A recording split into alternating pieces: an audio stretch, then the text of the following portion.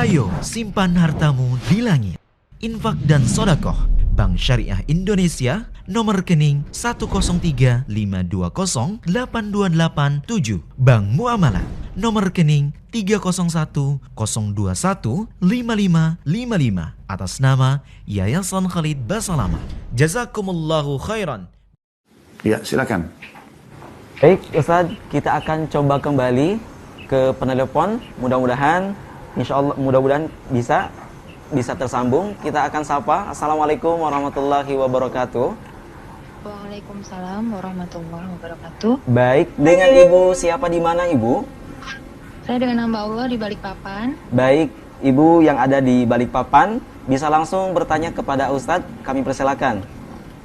Baik, mohon izin bercerita Ustadz. Assalamualaikum. Waalaikumsalam.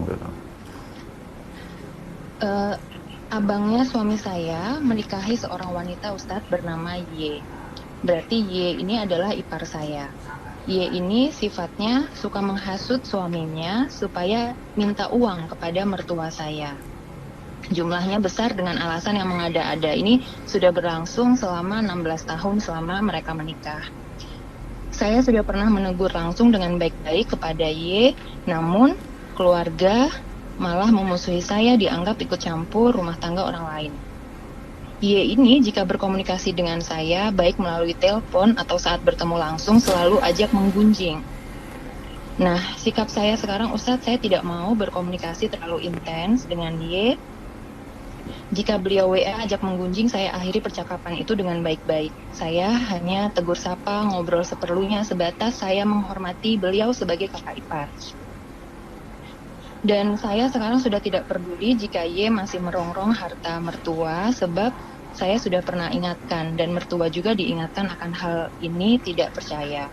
Pertanyaan saya, Ustadz, terkait dengan materi tentang menjalin silaturahim dengan kekerabatan tadi, apakah sikap saya tersebut termasuk memutuskan tali silaturahmi, Ustadz? Syukran. Baik. Yang pertama saya mulai dulu, Bu, ya. Sebenarnya ibu tidak usah memang mencampuri tentang masalah ipar ibu mau minta atau merongrong mertua, ya. Yang Anda anggap mungkin itu boros atau diada-adakan. Itu kan menurut pandangan Anda pribadi, ya.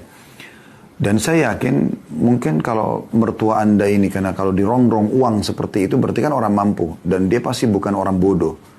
Sebagaimana Anda merasa begitu, mungkin dia juga tahu dia memiliki harta. Kalau kita balik kasus, Anda di posisi mertua Anda. Dan mertua Anda sekarang adalah anak mantu. Anda dimintain oleh anak mantu yang lain uang. Masa Anda tidak tahu ini dia salah gunakan atau tidak gitu. Ya. Pasti kan pemilik harta ini punya, Allah memberikan dia feeling dan dia tahu gitu. Apalagi waktunya cukup lama, 16 tahun gitu. Ya. Jadi saran kami, Allahu a'lam, langkah yang tadi ibu katakan itu saya sudah tidak pernah mau tahu lagi, itu sangat bagus. Karena kata Nabi SAW, min husni islamul mar' tarkuhu ma la ya'ni. Termasuk kesempurnaan keislaman seseorang adalah meninggalkan apa yang tidak bermanfaat buat dia. Jadi saya melihat ini tidak bermanfaat buat Anda. Kecuali kalau misalnya ipar Anda ini, si Y tadi ini memang mencuri, ya. Dia mencuri dan Anda tahu itu kemungkaran yang dilakukan itu lain. Tapi kalau dia hanya sekedar minta uang dari mertua melalui suaminya misalnya, dan mertuanya mau aja kasih memberikan misalnya dengan kena sayang sama anaknya misalnya atau anak mantunya, maka itu tidak ada masalah. Karena pemilik harta ridho dengan itu gitu.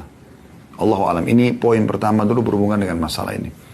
Kalau masalah yang lain adalah Anda sering diajak menggunjing oleh ipar, itu sudah betul keputusannya. Karena ini haram dalam Islam menggunjing orang. Anda berhentikan komunikasi dan cukup sampai situ, ya.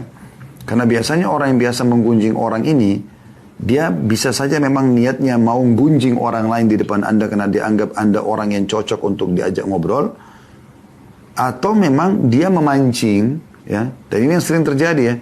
Dia memancing supaya Anda terjebak dalam satu perkataan atau satu pembicaraan yang nanti dijadikan hujah atau argumentasi kepada orang yang dia jadikan sebagai target yang disampaikan, misalnya mertua Anda di sini.